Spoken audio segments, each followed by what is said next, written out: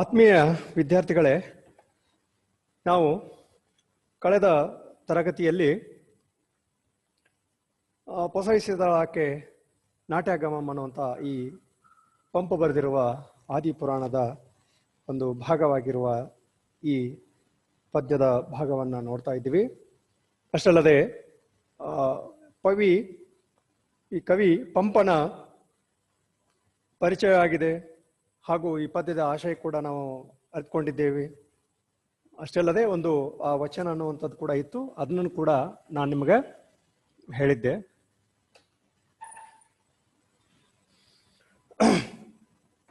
ಇನ್ನೊಂದು ಸಾರಿ ನೋಡ್ತಾ ಹೋಗೋಣ.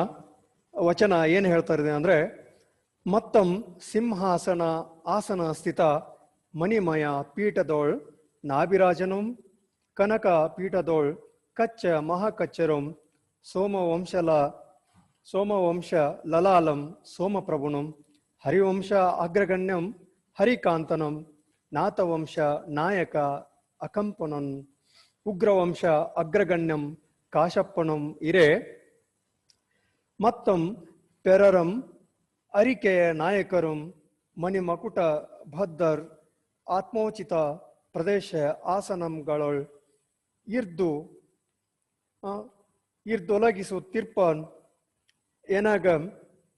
ಎನಗಂ ಆದಿದೇವನ ಪರಿನಿಷ್ಕ್ರಮಣ ಕಲ್ಯಾಣ ಮತ್ಯಾಸನಂ ಎಂಬುದಂ ನಿಜಾವಧಿ ಬೋಧದಿಂದಂ ಅರಿದು ಸಂಗೀತ ಪ್ರಸಂಗದಿಂದಂ ಒಲಗಿಸಲೆಂದು. ಈ ರೀತಿ ಅಂದ್ರೆ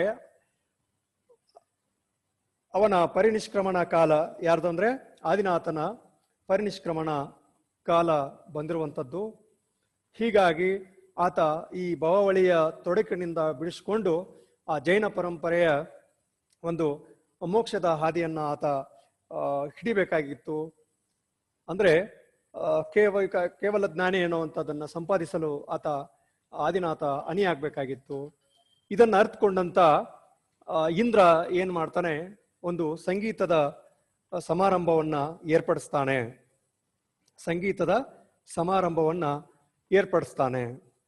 ಏನದು ಸಂಗೀತ ಸಮಾರಂಭ? ಆ ಸಂಗೀತ ಸಮಾರಂಭ ಏರ್ಪಡಿಸಿರುವಂತಹ ಸಂದರ್ಭದಲ್ಲಿ ಅಲ್ಲಿ ಯಾರ್ಯಾರು ಬಂದಿದ್ರು ಅನ್ನುವಂಥದ್ದನ್ನು ಹೇಳ್ತಾ ಹೋಗುವಂಥದ್ದು.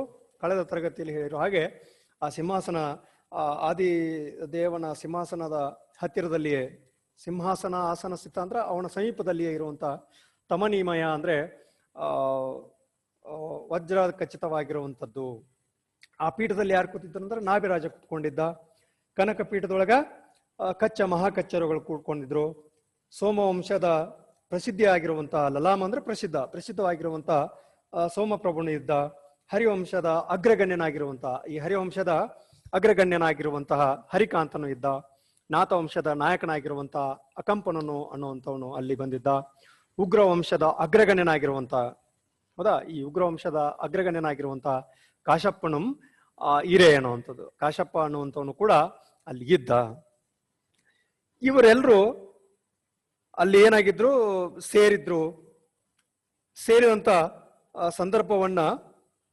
ಸೇರಿದ ಸಂದರ್ಭವನ್ನ ಇಲ್ಲಿ ತಿಳಿಸುವಂಥದ್ದು.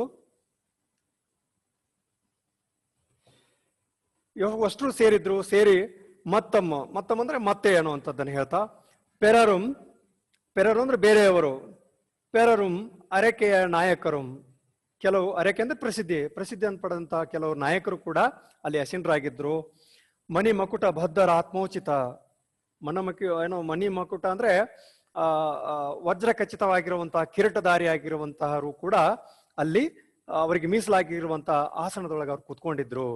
ಪ್ರದೇಶ ಆಸಂಗಳ ಅನ್ನುವಂಥದ್ದು, ಆ ಪ್ರದೇಶದ ಆಸಂಗಳು ಅವರಿಗೆ ಮೀಸಲಾಗಿರುವಂತಹ, ಆತ್ಮೋಚಿತ ಅಂದ್ರೆ ಮೀಸಲ ಅನ್ನುವಂಥದ್ದು, ಅವರಿಗೆ ಮೀಸಲಾಗಿರುವಂತಹ ಆ ಆಸನದೊಳಗ ಅವ್ರು ಬಂದು ಎಲ್ರು ಕೂತ್ಕೊಂಡಿದ್ರು.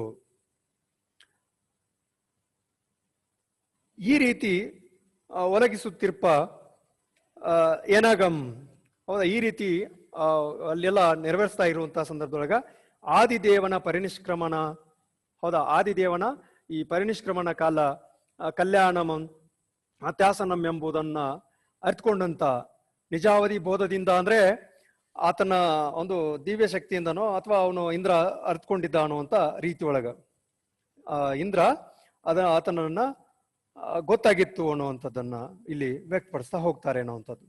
ಅಲ್ಲಿ ಆತನಿಂದ ಗೊತ್ತಾಗಿತ್ತು, ಆ ಇಂದ್ರ ಅದನ್ನ ಅರಿತುಕೊಂಡು ಈ ಸಂಗೀತದ ಸಮಾರಂಭವನ್ನ ನಿಜಾವಧಿ ಬೋಧದಿಂದ ಅರಿದು, ಅದು ಅವನ ಪರಿಷ್ಕರಣ ಕಲ್ಯಾಣ ಆಗ್ತಿರುವಂತ ಸಂದರ್ಭವನ್ನು ಅರಿದು ಇಂದ್ರ ಏನ್ ಮಾಡ್ತಾನೆ, ಅರಿತುಕೊಂಡಂತ ಇಂದ್ರ ಆತನಿಗೆ ಸಂಗೀತ ಒಂದು ಸಮಾರಂಭವನ್ನು ಏರ್ಪಡಿಸ್ತಾನೆ.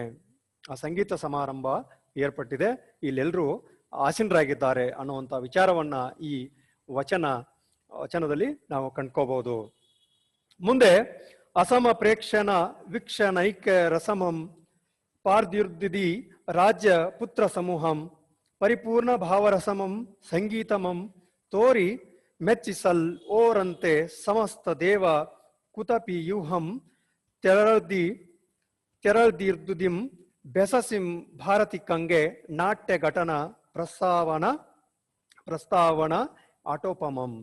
ಇಲ್ಲಿ ಆ ಒಂದನೇ ಪದ್ಯದೊಳಗೆ ಹೇಳುವಂಥದ್ದು ಅಸಮ ಪ್ರೇಕ್ಷಣ ವೀಕ್ಷಣೈಕ್ಯ ರಸಮಂ. ಅಲ್ಲಿ ನೆರೆದಿರುವಂತಹ ಎಲ್ಲರೂ ಯಾವ ರೀತಿ ಇತ್ತು ಅಂದ್ರೆ ಅದೃಶ್ಯತವಾದಂಥದ್ದು. ಇಲ್ಲಿವರೆಗೂ ಅವ್ರು ಕಣ್ಣದೇ ಇರುವಂತಹ ನೃತ್ಯವನ್ನ ನೋಡಾಕ, ವೀಕ್ಷಣೆ ಮಾಡಾಕ ಅಲ್ಲಿ ಎಲ್ಲರೂ ಕಾತುರದಿಂದ ಸೇರಿದ್ರು. ಅಸಮ ಪ್ರೇಕ್ಷಣ ವೀಕ್ಷಣ ರಸಮಂ ಅನ್ನುವಂತ ಮಾತು. ಎಲ್ಲರೂ ಅಲ್ಲಿ ಏನಾಗಿತ್ತು ಅಂದ್ರೆ ಅದು ಅದೃಶ್ಯವನ್ನ ನೋಡಾಕ ಎಲ್ಲರೂ ಏಕಮಯವಾದಂತ ಒಂದು ಕಾತುರದಿಂದ ಕೂತ್ಕೊಂಡಿದ್ರು ಅನ್ನುವಂಥದ್ದು. ಹೌದಾ? ಸಾಮಾನ್ಯವಾಗಿ ಈ ನಾಟಕಗಳು ಅಥವಾ ಸಂಗೀತದ ಕಾರ್ಯಕ್ರಮಗಳು ಆರಂಭದ ಮುಂಚೆ ಅಭಿಮಾನಿ ಅಥವಾ ಆ ಪ್ರೇಕ್ಷಕನ ಮನ ಹೇಗಿರ್ತತಿ ಅನ್ನುವಂಥದ್ದು ಇಲ್ಲಿ ತಿಳಿಸ್ತಾ ಇದ್ದಾರೆ. ಎಲ್ರು ಏನ್ ಮೇಲೆ ವಚನದೊಳಗೆ ತಿಳಿಸಿರುವ ಹಾಗೆ ಎಲ್ರು ಏನ್ ಕುತ್ಕೊಂಡಿದ್ರಲ್ಲ, ಅದನ್ನ ಅವಲೋಕಿಸಲು, ಆ ಸಂಗೀತವನ್ನ ವೀಕ್ಷಿಸಲು ಕುತ್ಕೊಂಡಿದ್ರಲ್ಲ, ಅವರು ಒಟ್ರು ಕಾತುರದಿಂದ ಕುತ್ಕೊಂಡಿದ್ರು ಅನ್ನುವಂಥ ವಿಚಾರ. ಏಕರಸಮ ಅಂದ್ರೆ ಎಲ್ಲರೂ ಒಂದೇ ಭಾವದಿಂದ ಕುತ್ಕೊಂಡಿದ್ರು. ಆ ನೀಳಂಜನ ಯಾವಾಗ ಬರ್ತಾಳೋ, ಅವ್ಳು ನೃತ್ಯ ಯಾವಾಗ ಕೇಳ್ತೀವೋ, ಅವ್ಳು ನೃತ್ಯ ಯಾವಾಗ ನೋಡ್ತೀವೋ, ಅವಳು ಸಂಗೀತವನ್ನು ಯಾವಾಗ ಕೇಳ್ತೀವೋ ಅಂತೇಳಿ ಎಲ್ರು ಕಾತುರದಿಂದ ಕಾಯ್ತಾ ಇದ್ರು. ಪಾರ್ದುರ್ದಿದಿ ರಾಜಪುತ್ರ ಸಮೂಹಂ. ಪಾರ್ದಿರ್ದುದು ಅಂದ್ರೆ ಕಾಯ್ತಾ ಇರುವಂತದ್ದು, ಬಯಸಿ. ಹೌದಾ? ಬಯಸಿ ಅಲ್ಲಿ ಕಾಯ್ತಾ ಇದ್ರು, ವೀಕ್ಷಣೆ ಮಾಡಾಕ ನೋಡಾಕ ಅವರೆಲ್ಲ ಬಯಸ್ತಾ ಇದ್ರು. ಪಾರ್ ಅಂದ್ರೆ ಬಯಸು ಅನ್ನುವಂಥದ್ದು. ಪಾರ್ದಿರ್ದಿದಿ ಬಯಸ್ತಾ ಇದ್ರು. ಈ ರಾಜಪುತ್ರ ಸಮೂಹಂ, ಅಲ್ಲಿ ನೆರೆದಿರುವಂತ ರಾಜರು, ರಾಜಪುತ್ರ ಸಮೂಹ, ರಾಜನ ಮಕ್ಕಳು, ಯುವರಾಜರೆಲ್ಲ ಸೇರಿದ್ರಲ್ಲ, ಅಲ್ಲಿ ಅವರು ಕೂತ್ಕೊಂಡು ವೀಕ್ಷಣೆಗೆ ಕಾತುರದಿಂದ ಕಾಯ್ತಾ ಇದ್ರು. ಪರಿಪೂರ್ಣ ಭಾವರಸಮಂ, ಸಂಪೂರ್ಣವಾಗಿ ಅವರು ರಸಮಯವಾದಂತ ಅವರ ಭಾವ ಹೆಂಗಾಗಿತ್ತಂದ್ರೆ ಒಟ್ಟು ಆ ನಾಟ್ಯ ಸಂಗೀತವನ್ನ ಕೇಳ್ಬೇಕು, ನೋಡ್ಬೇಕು ಅನ್ನುವಂತ ಒಂದು ತವಕದೊಳಗ ಅವರಿದ್ರು. ಮುಂದೆ ಸಂಗೀತಮಂ ತೋರಿ ಮೆಚ್ಚಿಸಲ್ ಓರಂತೆ ಸಮಸ್ತ ದೇವ ಕುಪಿತ ಯೂಹಂ. ಈ ರೀತಿ ಇವರು ಆತುರದಿಂದ ಕಾತುರದಿಂದ ನೋಡ್ಬೇಕು ಅಂತೇಳಿ ಏಕರಸಮವಾಗಿ ಕೂತಂತ ಅಲ್ಲಿ ನೆರೆದಿರುವಂತ ಬಯಸಿರುವಂತ ರಾಜರ ಪುತ್ರ ಸಮೂಹ ಅಲ್ಲಿ ಏನ್ ಕುತ್ಕೊಂಡಿತ್ತಲ್ಲ, ಆ ಸಂಗೀತವನ್ನು ನೀಡಾಕ ಸಂಗೀತಮಂ ತೋರಿ, ಸಂಗೀತವನ್ನ ನೀಡಲು ಕುಪಿತರಾಗಿರುವಂತಹ ಒಂದೇ ಸಮನಾಗಿ ಇವರು ಏನದನ್ನ ಸಂಗೀತ ವೀಕ್ಷಣೆ ಮಾಡ್ಬೇಕನ್ನುವಂಥದ್ದಿತ್ತಲ್ಲ, ಅವರನ್ನು ಮೆಚ್ಚಿಸಲಕ್ಕೆ ಅಲ್ಲಿ ದೇವ ಸಮೂಹ ಬಂದಿತ್ತು ಅನ್ನುವಂಥ ರೀತಿಯೊಳಗೆ ಹೇಳ್ತಾರ ಅನ್ನುವಂಥದ್ದು. ಏನದು? ತೋರಿ ಮೆಚ್ಚಿಸಲ್ಲೊರಂತೆ. ಹೌದಾ? ಇವ್ರನ್ನೆಲ್ಲವನ್ನ ಮೆಚ್ಚಿಸಲು ಅಲ್ಲಿ ಸಮಸ್ತ ದೇವ ಕುತಪಿಯೂಹಂ, ಸಮಸ್ತ ದೇವ ಕುಪತಿ. ಅದು ಕುತಪಿ ಅಂದ್ರೆ ವಾದ್ಯಕಗಳು ಅನ್ನುವಂಥದ್ದು, ವಾದ್ಯವಾದಕಗಳು. ಎಲ್ಲರೂ ಏನ್ ಮಾಡಿದ್ರು, ಆ ವಾದ್ಯಗಳನ್ನ ಸರಿ ಮಾಡ್ಕೊಳ್ತಾ ಇದ್ರು, ರೆಡಿ ಮಾಡ್ಕೊಂಡಿದ್ರು. ಅವರು ತಮ್ಮ ವಾದ್ಯಗಳನ್ನ ನುಡ್ಸಾಕ ತಯಾರಿ ಮಾಡ್ಕೊಂಡಿದ್ರು. ವಾದ್ಯವಾದಕವನ್ನ ನುಡಿಸಲು ಅವರು ಅಣಿಯಾಗ್ತಾ ಇದ್ರು. ಮುಂದೆ ಈ ರೀತಿ ಇರ್ಬೇಕಾರ ತೆಳರ್ದುದಿಂ ಅನ್ನುವಂತ ಈ ರೀತಿ ಅವರು ತಯಾರಿ ಒಳಗಿದ್ರು. ಬೆಸಸಿಂ ಭಾರತಿ ಕಂಗೆ ನಾಟ್ಯ ಘಟನ ಪ್ರಸ್ತಾವನ ಆಟೋಪಮಂ ಅನ್ನುವಂಥದ್ದು. ಈ ರೀತಿ ತಯಾರಿ ಒಳಗಿದ್ದಂತ ಸಂದರ್ಭದಾಗ ಬೆಸಸಿ ಅಂದ್ರೆ ಆಜ್ಞಾಪಿಸೋದು, ಆಜ್ಞೆಯನ್ನ ನೀಡೋದು. ಯಾರಿಗೆ ಆಜ್ಞೆ ನೀಡೋದು ಅಂದ್ರೆ ಭಾರತಿ ಕಂಗೆ ಅಂದ್ರೆ ಸೂತ್ರಧಾರ ಅನ್ನುವಂಥ ರೀತಿ ಒಳಗು. ಭಾರತಿ ಕಂಗ ಅಂದ್ರೆ ಸೂತ್ರಧಾರ. ಹೌದಾ? ಈ ನಾಟ್ಯ ಆರಂಭಕ್ಕೆ ಮುಂಚೆನೆ ಒಬ್ಬ ಸೂತ್ರಧಾರ ಇರ್ತಾನಲ್ಲ, ಅವನಿಗೆ ತಿಳಿಸ್ಬೇಕು, ಆಯ್ತು ನೀವಿನ್ನ ನಾಟ್ಯವನ್ನ ಆರಂಭಿಸ್ರಿ ಅಂತ ಹೇಳಿ ಹೇಳುವಂತ ಒಬ್ಬ ಅದರ ಮಧ್ಯಸ್ಥಿಕೆ ವಹಿಸ್ತಿರುವಂತ ಸೂತ್ರಧಾರಿ ಇರ್ತಾನಲ್ಲ ಅವನಿಗೆ ಆಜ್ಞಾಪಿಸ್ಬೇಕಾಗೈತಿ. ಹೇಳ್ತಾರೆ, ಬೆಸಸಿಂ ಭಾರತಿಕಂಗೆ ನಾಟ್ಯ ಘಟನ ಪ್ರಸ್ತಾವನ ಆಟೋಪಮಂ. ಈ ನಾಟ್ಯ ಘಟನ ಪ್ರಸ್ತಾಪನವನ್ನು ಮಾಡುವಂಥದ್ದು ಅಥವಾ ನಾಟ್ಯವನ್ನ ಆರಂಭಿಸುವಂತ ಅಬ್ಬರಕ್ಕೆ ಇಲ್ಲಿ ಏನು ಆಜ್ಞಾಪಿಸುವಂಥದ್ದು ಒಂದೇ ಬಾಕಿ ಇತ್ತು. ಇನ್ನ ಅವ್ರಿಗೆ ಹೇಳಿದ್ರಷ್ಟೇ ಸಾಕು, ಅಲ್ಲಿ ಅವ್ರಿಗೆ ಆಜ್ಞೆಯನ್ನ ಕೊಡುವಂಥದ್ದು ಇತ್ತು ಅನ್ನುವಂಥ ವಿಚಾರವನ್ನ ನಾವಿಲ್ಲಿ ಅರ್ಥಕೊಳ್ಬಹುದು. ಸರಿನಾ? ನಾಟ್ಯ ಘಟನ ಅಂದ್ರೆ ಇನ್ನ ನಾಟ್ಯ ಮಾಡಾಕ ಪ್ರಸ್ತಾವನವನ್ನ ಅವ್ರಿಗೆ ತಿಳಿಸ್ಬೇಕಾಗಿತ್ತು. ಆಯ್ತು, ನೀವು ಇನ್ನ ನಾಟ್ಯವನ್ನ ಆರಂಭಿಸ್ರಿ ಅಂತ ಹೇಳಿ ಹೇಳ್ಬೇಕಾಗಿತ್ತು. ಅಷ್ಟೇ ಅವರು ಕಾಯ್ತಾ ಇದ್ರು. ಇನ್ನು ಆಜ್ಞೆಗಾಗಿ ಅವ್ರು ಏನ್ ಮಾಡ್ತಿದ್ರು, ಸಮಸ್ತ ದೇವ ಕುತಪಿ ಯೂಹಂ ತೆಳರ್ದಿದಿಂ ಬೆಸಸಿ ಭಾರತಿಕಂಗೆ ನಾಟ್ಯ ಘಟನಾ ಪ್ರಸ್ತಾವನ ಆಟೋಪಮಂ ಅನ್ನುವಂಥದ್ದು. ಎಲ್ರು ಆ ಕಾತುರದಿಂದ ಅವರು ಬಾರ್ಸಾಕ್ ರೆಡಿ ಆಗಿದ್ರು, ಸಂಗೀತ ನೃತ್ಯವನ್ನ ನುಡ್ಸಾಕ್ ರೆಡಿ ಆಗಿದ್ರು, ಇವರು ಕೇಳಾಕ್ ರೆಡಿ ಆಗಿದ್ರು. ಇನ್ನ ಅವ್ರಿಗೆ ಆಜ್ಞೆಯನ್ನು ಕೊಡ್ಬೇಕಾಗಿತ್ತಷ್ಟೇ. ಯಾರಿಗೆ? ಸೂತ್ರಧಾರನಿಗೆ ಆಜ್ಞೆಯನ್ನು ನೀಡಬೇಕಾಗಿತ್ತು ಅನ್ನುವಂಥ ವಿಚಾರವನ್ನ ಈ ಪದ್ಯದಲ್ಲಿ ಹೇಳ್ತಾರೆ. ಮುಂದೆ 2ನೇ ಪದ್ಯ, ಯಂದಿಂದ್ರಂ ಭಿನ್ನವಿಸಲ್ ಓಡಂ ದರಹಸಿತನ್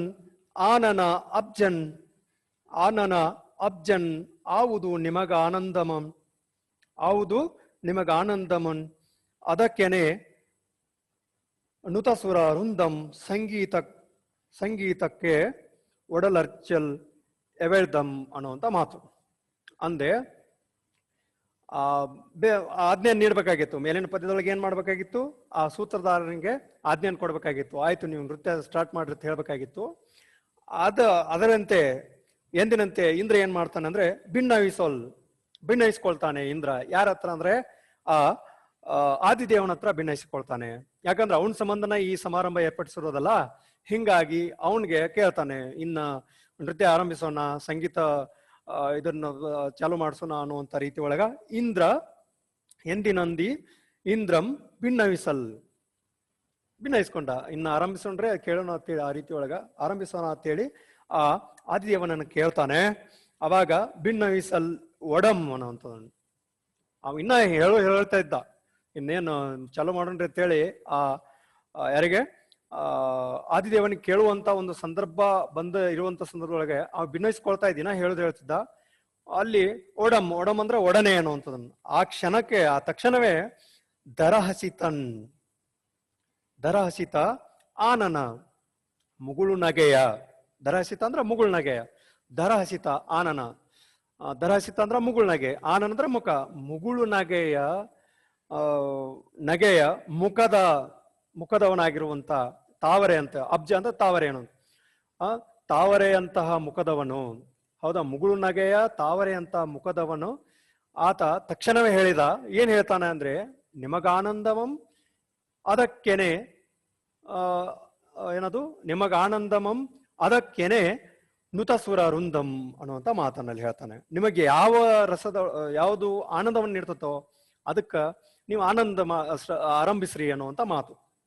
ನಿಮಗ ಯಾವುದ್ರಲ್ಲಿ ಆನಂದ ಅನಿಸುತ್ತೋ ಅದನ್ನ ನೀವು ಆರಂಭಿಸಿ ಅನ್ನುವಂಥ ವಿಚಾರವನ್ನ ಆತ ಹೇಳ್ತಾನೆ. ಅದಕ್ಕೇನೆ ನುತಸುರ ಈ ತರ ಹೇಳಿದ ಅವನು, ಆದಿದೇವ ಹೇಳಿದ, ನಿಮಗೆ ಯಾವ್ದು ಸರಿ ಅನ್ಸುತ್ತೋ ಅಥವಾ ನಿಮ್ಗೆ ಯಾವ್ದು ಆನಂದ ಕೊಡ್ತತ್ತೋ ಅದನ್ನ ಆರಂಭಿಸ್ರಿ ಅನ್ನುವಂಥ ಮಾತನ್ನ ಹೇಳಿದಾಗ ನುತಸುರ ವೃಂದಂ ಸಂಗೀತಕ್ ಒಡರ್ಚಲ್ ಎವೆಳ್ದಂ ಅನ್ನುವಂಥ ಆ ನುತಸುರ ಅಂದ್ರೆ ಈ ದೇವಾನು ಶ್ರೇಷ್ಠ ದೇವಾನು ವೃಂದ ಏನ್ ಮಾಡ್ತು?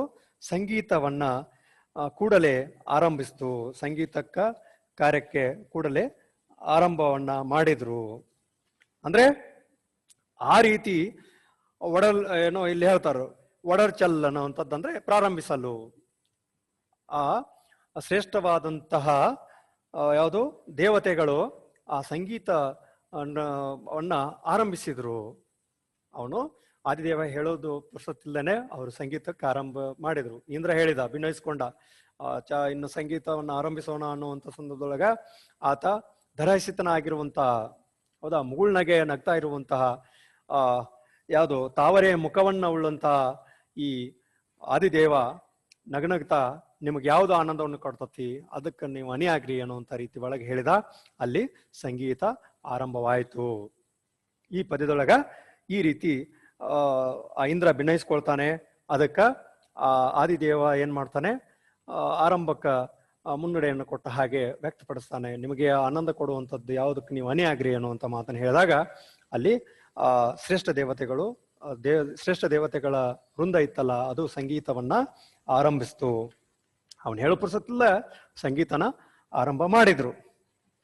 ಈ ರೀತಿ ಈ ಪದ್ಯದಲ್ಲಿ ಆ ಸಂಗೀತಕ್ಕ ಅಣಿ ಆಗುವಂತ ಸಂದರ್ಭವನ್ನ ಇಲ್ಲಿ ವ್ಯಕ್ತಪಡಿಸ್ತಾ ಹೋಗ್ತಾರೆ. ಓಕೆ, ಸಂಗೀತ ಆರಂಭವಾಯಿತು. ಅಲ್ಲಿ ಸಂಗೀತದ ಪ್ರಾಮುಖ್ಯತೆ ಪಡೆದಿರುವಂತ ನೀಲಾಂಜನೆಯ ಪ್ರವೇಶ ಕೂಡ ಆಗ್ತತೆ.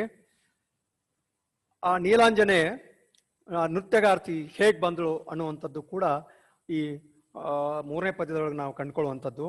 ಹೇಳ್ತಾನೆ ಕವಿ ಪಂಪ ಅಲ್ಲಿ ವರ್ಣಿಸುವಂಥದ್ದು ಒಂದು ಆ ಸೌಂದರ್ಯದ ಸೊಬಗಾಗಿರ್ಬೋದು, ಅವಳು ಹೇಗಿದ್ಳು, ಅವಳ ಪ್ರವೇಶ ಹೇಗಿತ್ತು ಅನ್ನುವಂಥದ್ದನ್ನ ಈ ನಂತರದ ಪದ್ಯದೊಳಗೆ ಹೇಳ್ತಾ ಹೋಗ್ತಾನೆ. ಅಂಬರ ಭೂಷಣ ಮಾಲಾಡಂಬರದ ಬೆಡಂಗಣ ಅಮರ ನರ್ತಕಿ ಗಡಮೇನ್ ಎಂಬುದು ದರೇಂದ್ರಾಂಗಮ ಅಳುಂಬಂ ಪೊಗಳಿಲ್ಕೆ ರೂಪಂ ನೀಳಾಂಜನೇಯ. ಹೌದಾ, ಅಂಬರ ಭೂಷಣ ಮಾಲಾಡಂಬರ ಅನ್ನುವಂಥದ್ದನ್ನು. ಅಂಬರ ಅಂದ್ರೆ ಆಕಾಶ ಅಥವಾ ವಸ್ತ್ರ ಅನ್ನುವಂಥದ್ದನ್ನು. ಇಲ್ಲಿ ವಸ್ತ್ರ, ಅವಳ ಡ್ರೆಸ್ ಹೇಗಿತ್ತು, ಅವಳ ಉಡುಗೆಗಳ ಹೇಗಿದ್ವು ಅನ್ನುವಂಥದ್ದನ್ನು. ಅಂಬರ ವಸ್ತ್ರ, ಭೂಷಣ, ಭೂಷಣ ಅಂದ್ರೆ ಆಭರಣಗಳು, ಅವಳ ವಸ್ತ್ರ ಭೂಷಣ, ಮಾಲಾಡಂಬರ ಅನ್ನುವಂಥದ್ದು. ಹೌದಾ, ಅವಳು ಕೊರಳಲ್ಲಿ ಹಾಕಿಕೊಂಡಿರುವಂತ ಯಾವುದು ಆಭರಣಗಳ, ಅವಳ ತೊಟ್ಟಿರುವಂತ ಆಭೂಷಣಗಳು, ಸರಗಳು ಹೇಗಿದ್ವು ಅನ್ನುವಂಥದ್ದನ್ನು ಹೇಳ್ತಾರೆ. ಅಷ್ಟೊಂದು ಚೆನ್ನಾಗಿ ಇದ್ರು. ಅಷ್ಟೇ ಅಲ್ಲದೆ ಬೆಡಂಗಣ ಅನ್ನುವಂಥದ್ದನ್ನು, ಬೆಡಂಗಣ ಅಂದ್ರೆ ವೈಯಾರದಿಂದ ಕೂಡಿರುವಂಥದ್ದು. ಹೌದಾ, ವೈಯಾರದಿಂದ ಕೂಡಿರುವಂತ ಆ ನೀಲಾಂಜನೆ. ಅಮರನರ್ತಕಿ, ಅಮರನರ್ತಕಿ ಅಂದ್ರೆ ದೇವನರ್ತಕಿ ಅನ್ನುವಂಥವಳು. ಅವಳು ಅಷ್ಟೊಂದು ರಂಜಿಸುವಂತಾಕಿ, ದೇವರನ್ನ ಮೆಚ್ಚಿಸುವಂತಾಕಿ, ಅಷ್ಟೊಂದು ನೃತ್ಯವನ್ನ ಹೊಂದಿರುವಂತಾಕಿ ಆಗಿದ್ರು. ಚಲವಾಂಗನೆ ಆಗಿದ್ರು, ಸುಂದರಿ ಆಗಿದ್ರು. ಜೊತೆಗೆ ಮೊದಲೇ ಸುಂದರಳು, ಅದ್ರ ಜೊತೆಗೆ ಈ ಯಾವುದು ವಸ್ತ್ರ ಭೂಷಣ ಮಾಲೆ ಈ ಎಲ್ಲ ಆಡಂಬರದಿಂದ ಅಷ್ಟೊಂದು ಸೌಂದರ್ಯದಿಂದ ಕಂಗೊಳಿಸ್ತಾ ಇದ್ಳು.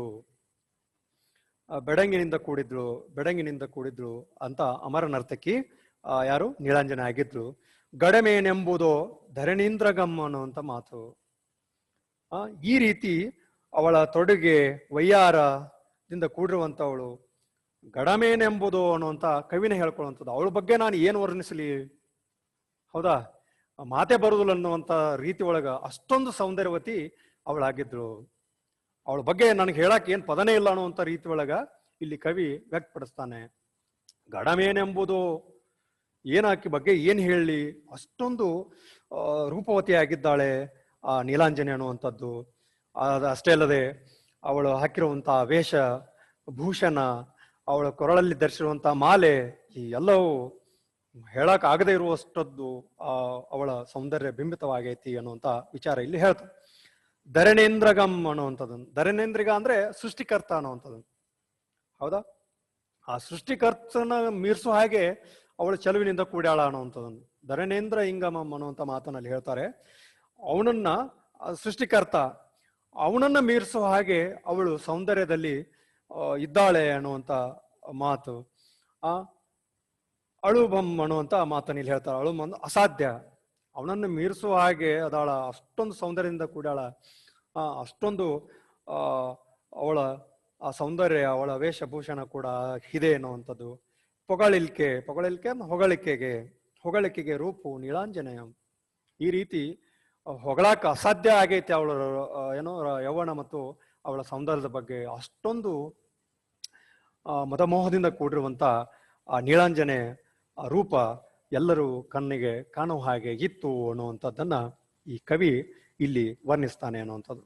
ಅಂದ್ರೆ ಅವಳು ವಸ್ತ್ರ ಆಭರಣ ಮತ್ತು ಆ ಮಾಲೆಗಳನ್ನ ಹಾಕೊಂಡು ಆಡಂಬರದ ತೋರ್ಕೆಗೆ ಅವನ್ನೆಲ್ಲ ಹಾಕೊಂಡು ಬೆಡಂಗಣನ, ಹೌದಾ, ಬೆಡಂಗಣ ಅಮರ ನರ್ತಕಿ ಅನ್ನುವಂಥ ಮಾತಿಲ್ಲಿ ಹೇಳ್ತಾರೆ ಅನ್ನುವಂಥದ್ದು. ವಯ್ಯಾರದಿಂದ ಕೂಡಿರುವಂತ ಆ ದೇವತೆಯ ನೃತ್ಯ ದೇವತೆ ಕಂಗೊಳಿಸ್ತಾ ಇದ್ಳು. ಅವಳನ್ನ ಗಣಮೇನೆಂಬುದು, ಅವಳನ್ನು ಏನತ್ತರ ಹೊಗಳೋದು ಅನ್ನುವಂಥ ರೀತಿ ಒಳಗ, ಅವಳ ಬಗ್ಗೆ ಏನ್ ಹೇಳೋದು ಅನ್ನುವಂಥ ರೀತಿ ಒಳಗೆ ಕವಿ ಇಲ್ಲಿ ಹೇಳ್ತಾನೆ. ಧರಣೇಂದ್ರಂಗಂ, ಹೌದಾ, ಧರಣೇಂದ್ರ ಅಂಗಮನ್ ಅಳುಂಬಂ ಅನ್ನುವಂಥದ್ದು. ಆ ಸೃಷ್ಟಿಕರ್ತನನ್ನು ಮೀರಿಸೋ ಹಾಗೆ ಅವಳ ಸೌಂದರ್ಯ ಇದೆ. ಹೊಗಳಲಿಕ್ಕೆ ಅವಳನ್ನ ಇಷ್ಟೊಂದು ರೂಪವತಿ ಆಗಿದ್ದಾಳೆ ಅನ್ನುವಂಥ ಮಾತನ್ನ ಅಲ್ಲಿ ಹೇಳ್ತಾಳೆ ಅನ್ನುವಂಥದ್ದು. ಈ ರೀತಿಯಾಗಿ ಅವಳ ಸೌಂದರ್ಯವನ್ನ ಕವಿ ಇಲ್ಲಿ ಬಹಳ ರಮ್ಯವಾಗಿ ಹೋಗ್ತಾರೆ. ಹೀಗಿರ್ಬೇಕಾದ್ರೆ ಮುಂದಿನ ಪದ್ಯದಲ್ಲಿ ಏನಾಗ್ತತಿ, ಕಲಗೀತಂ ವಾದ್ಯಂ ನೃತ್ಯಂ, ಹೌದಾ, ಕಲಗೀತಂ ವಾದ್ಯಂ ನೃತ್ಯಂ ಲೀಲೆ ಪೆರಗೊಳ್ಪರ್ ದಿಕ್ಕೆ ಗಲ್ಲದೆ, ಹೌದಾ, ಏನದು, ಪೆರರ್ಗೊಪ್ಪ ದೀಕೆಗಲ್ಲದೆ ಗಣಿಕಾ ತಿಲಕಂ ಇವಳ್ ನರ್ತನ ರಸನದೋಳ್, ಹೌದಾ, ನರ್ತನ ರಸದೋಳ್ ನಿಚ್ಚಂ ಮೆಚ್ಚುಗೆ ಗೊಳ್ವಳ್ ಇಂದ್ರನ ಕೈಯೊಳು ಅನ್ನುವಂಥ ಮಾತನಲ್ಲಿ ಹೇಳ್ತಾರೆ. ಅನ್ನೋದು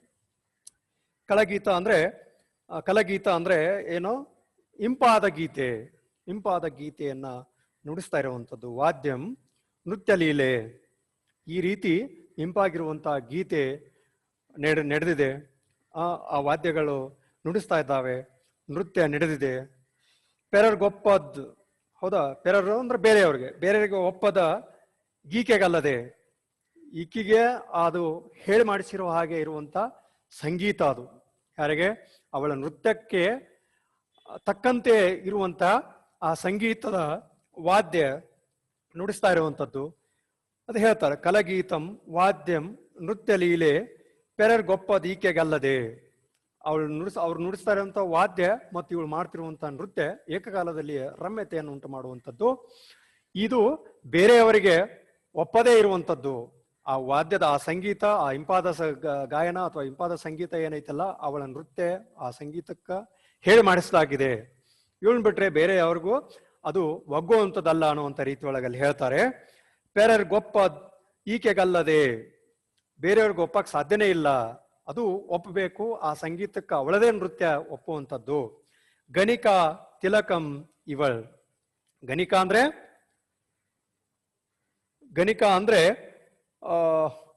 ದೇವನರ್ತಕಿ. ಗಣಿಕಾ ತಿಲಕಂ, ಈ ದೇವನರ್ತಕಿಯರಲ್ಲಿ ಶ್ರೇಷ್ಠವಾದಂಥವಳು. ತಿಲಕಂ ಅಂದ್ರೆ ಶ್ರೇಷ್ಠವಾಗಿರುವಂಥವಳು. ಈ ದೇವನರ್ತಕಿಯರಲ್ಲಿಯೇ ಶ್ರೇಷ್ಠವಾಗಿರುವಂತ ಇವಳು ಬೇರೆಯವರಿಗೆ ಇವಳನ್ನ ಮೀರಿಸುವ ಹಾಗೆ ಯಾರು ನೃತ್ಯ ಮಾಡಕ್ ಸಾಧ್ಯ ಇಲ್ಲ ಅನ್ನುವಂತ ವಿಚಾರವನ್ನ ಇಲ್ಲಿ ವ್ಯಕ್ತಪಡಿಸ್ತಾ ಹೋಗ್ತಾರೆ. ಗಣಿಕಾ ತಿಲಕಂ ಇವಳ್ ನರ್ತನ ರಸದೊಳ್, ಅಷ್ಟೊಂದು ಶ್ರೇಷ್ಠವಾಗಿರುವಂತ ಈ ದೇವನರ್ತಕಿಯನ್ನ ಮೀರಿಸುವ ಹಾಗೆ ಯಾರೂ ಇಲ್ಲ. ಆ ನೃತ್ಯ ರಸದಲ್ಲಿ ನಿತ್ಯಂ ಅಂದ್ರೆ ನಿತ್ಯ ಮೆಚ್ಚಿಗೊಳ್ಳುವಂತ ಇಂದ್ರನ ಕೈಯೊಳನು, ಮೆಚ್ಚಿಗೊಳ್ವಳ್, ಇಂದ್ರನ ಕೈಲೇ ಅವಳು ಮೆಚ್ಚುಗೆಯನ್ನು ಪಡೆದಂಥವಳು. ಆ ರೀತಿ ಒಳಗ ಹೇಳುವಂಥದ್ದು. ಅವಳು ಮೆಚ್ಚುಗೆಯನ್ನ, ಉಡುಗೊರೆಯನ್ನ ಪಡೆದಂಥವಳು, ಬಹುಮಾನವನ್ನು ಪಡೆಯುವಂಥವಳು. ಇಂದ್ರನ ಕೈಯಲ್ಲೇ ಬಹುಮಾನ ಪಡ್ಕೊಂಡಿದ್ದಾಳಂದ್ರೆ ಅವಳು ಒಬ್ಬ ಶ್ರೇಷ್ಠ ನೃತ್ಯಗಾರ್ತಿಯಾಗಿದ್ದಾಳೆ. ಶ್ರೇಷ್ಠ ಒಬ್ಬ ಆ ಸಂಗೀತಕ್ಕೆ ತನ್ನ ನೃತ್ಯವನ್ನ ನಿಭಾಯಿಸಿಕೊಂಡು ಹೋಗುವಂತಹ ದೇವನರ್ತಕಿ ಅವಳಾಗಿದ್ದಾಳೆ. ಆ ಎಲ್ಲ ನರ್ತಕರಲ್ಲಿಯೇ ಶ್ರೇಷ್ಠವಾದಂತಹ ನರ್ತಕಿ ಇವಳು ಆಗಿದ್ದಾಳೆ ಅನ್ನುವಂಥ ವಿಚಾರವನ್ನ ಇಲ್ಲಿ ವ್ಯಕ್ತಪಡಿಸ್ತಾ ಹೋಗ್ತಾರೆ.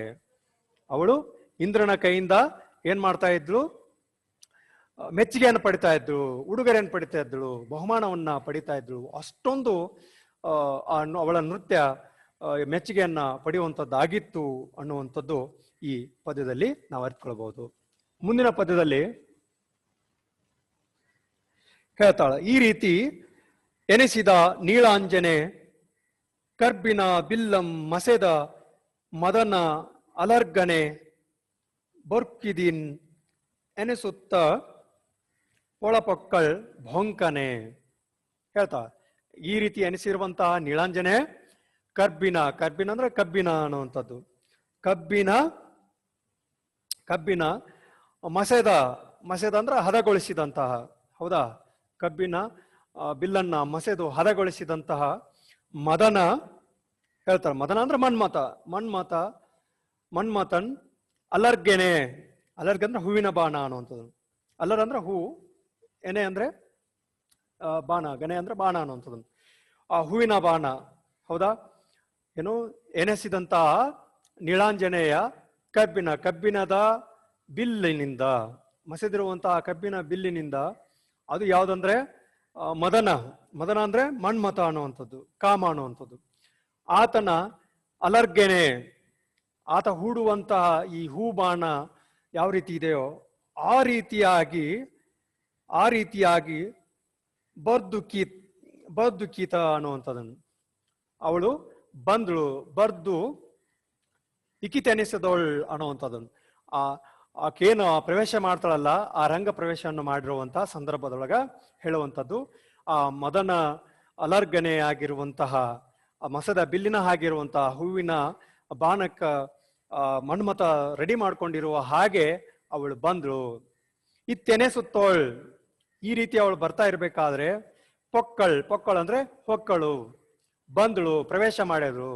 ಹೆಂಗಂದ್ರೆ ಬೊಂಕನೆ ಅಂದ್ರೆ ಒಮ್ಮಿಂದೊಮ್ಮಲೆ ಆ ರಂಗಮಂದಿರವನ್ನ ಅವಳು ಪ್ರವೇಶ ಮಾಡಿದಳು. ಬೊಂಕನೆ ನಿಖಿಳ ಜನಾಂತರಂಗಮಂ. ನಿಖಿಳ ಅಂದ್ರೆ ಎಲ್ಲ, ಅಲ್ಲೇನು ನೋಡಕ್ ಕುತ್ಕೊಂಡಿದ್ರಲ್ಲ ಆ ಎಲ್ಲ ಪ್ರೇಕ್ಷಕರ ಮನಸ್ಸನ್ನ ಹೊಕ್ಕಳು. ಎಲ್ಲರ ಜನಾಂತರಂಗಮಂ, ಅಲ್ಲಿ ನೆರೆದಿರುವಂತ ಎಲ್ಲ ಜನರ ಮನಸ್ಸನ್ನ ಹಾಕಿ ಹೊಕ್ಕಳು, ಮನಸ್ಸನ್ನ ಪ್ರವೇಶ ಮಾಡಿಳು. ಜೊತೆಗೆ ರಂಗಮಂ, ಆ ರಂಗ ಪ್ರವೇಶ ಮಾಡೋರ ಜೊತೆಗೆ ಅವಳು ಅಲ್ಲಿ ನೆರೆದಿದ್ದ ಎಲ್ಲ ಜನರ ಮನಸ್ಸನ್ನ ಪ್ರವೇಶಿಸಿದಳು ಅನ್ನುವಂತ ಈ ವಿಚಾರವನ್ನ ನಾವು ನೋಡ್ತಾ ಹೋದ್ರೆ, ಅವಳ ಸೌಂದರ್ಯ ಆಗಿರಬಹುದು, ಅವಳ ನೃತ್ಯ ಆಗಿರಬಹುದು, ಅಲ್ಲಿ ರಂಜಿಸಲು ಅಣಿಯಾಗಿರುವಂತ ಸಂಗೀತವಾಗಿರ್ಬೋದು, ಯಾವ ರೀತಿ ಇತ್ತು ಅನ್ನುವಂಥದ್ದು ನಮಗೆ ಇಲ್ಲಿ ಅದು ಸಾದರಪಡಿಸುವಂತ ಒಂದು ಸಂದರ್ಭ ಈ ಪದ್ಯದಲ್ಲಿದೆ ಅನ್ನುವಂಥದ್ದು. ಹೌದಾ? ಇಂದ್ರನಿಂದ ಮೆಚ್ಚುಗೆಯನ್ನು ಪಡೆದಿರುವಂತಕಿ, ಬಹುಮಾನವನ್ನು ಪಡೆದಿರುವಂತಕಿ, ನಿತ್ಯ ಸಂಗೀತ ಅಂದ್ರೆ ಅವಳ ನೃತ್ಯ ಅಂದ್ರೆ ಅದೇ ಸಂಗೀತ ಅನ್ನುವಂಥ ರೀತಿ ಒಳಗ ಅಷ್ಟೊಂದು ಸಂಗೀತದ ಜೊತೆಗೆ ಅವಳು ಹೊಂದಿಕೊಂಡು ತನ್ನ ನೃತ್ಯವನ್ನ ಮಾಡ್ತಾ ಇದ್ಳು. ಹೀಗಾಗಿ ಎಲ್ಲರನ್ನ ಮನಗೆದ್ದಿದ್ಳು. ಜೊತೆಗೆ ಇಂದ್ರನನ್ನು ಕೂಡ ಆ ಇಂದ್ರ ಅವಳ ನೃತ್ಯವನ್ನ ನೋಡಿ ಏನ್ ಮಾಡಿದ್ದ, ಬಹುಮಾನವನ್ನ ಕೂಡ ಮೆಚ್ಚಿಗೆ ಉಡುಗೊರೆಯನ್ನು ಕೊಟ್ಟಿದ್ದ ಅನ್ನುವಂಥದ್ದು ಕೂಡ ನಾವು ಕಂಡ್ಕೊಂಡಿವಿ. ಅಷ್ಟೇ ಅಲ್ಲದೆ ಅವಳ ನೃತ್ಯ ಎಲ್ಲರಿಗೂ ಮದನಲ್ಗರ್ಗೆ ಅನ್ನುವಂಥ ಮಾತನ್ನಲ್ಲಿ ಹೇಳ್ತಾಳೆ. ಮದನ ಅನಲ್ಗರ್ಗೆ ಅಂದ್ರೆ ಆ ಮನ್ಮಥ ಕಾಮ ಬಿಡುವಂತ ಕಬ್ಬಿಣದ ಹೂಬಾಣ ಯಾವ ರೀತಿ ಮಸೆದ ಕಬ್ಬಿಣದ ಹೂಬಾಣದ ಅಲಗಿನಂತೆ ಅವಳ ಬರುವಂಥದ್ದು, ಅವಳ ನೋಟ, ಅವಳ ಯಾಂಗ ಆ ನೃತ್ಯವನ್ನ ಮಾಡಲು ಅವಳು ರಂಗ ಮಂದಿರವನ್ನ ಪ್ರವೇಶ ಮಾಡಿದಳು. ಜೊತೆಗೆ ಅಲ್ಲಿ ನೆರೆದಿರುವಂತಹ ಎಲ್ಲ ಜನರ ಅಂತರಂಗವನ್ನು ಕೂಡ ಅವಳು ಪ್ರವೇಶವನ್ನ ಮಾಡಿದಳು. ಈ ರೀತಿ ಅವಳು ಆ ರಂಗ ಮಂದಿರವನ್ನ ಪ್ರವೇಶ ಮಾಡಿದಳು. ಮುಂದೆ ಸದ್ಯಕ್ಕೆ ಇಷ್ಟಿರ್ಲಿ, ಮುಂದಿನ ತರಗತಿಯಲ್ಲಿ ಅವಳ ನೃತ್ಯ ಹೇಗಿತ್ತು, ಅವಳ ನೃತ್ಯಕ್ಕೆ ಅವರ ಪ್ರೇಕ್ಷಕರ ವಿಚಾರಧಾರೆಗಳು ಹೇಗಿದ್ವು, ಜೊತೆಗೆ ಅವಳನ್ನೇ ಅವರು ಎಷ್ಟು ಬಿಟ್ಟು ಬಿಡದೇನೆ ಎಮೆಯುಕ್ಕದೆ ಅನ್ನುವಂತ ಒಂದು ಪದವನ್ನು ಬಳಕೆ ಮಾಡ್ತಾರೆ.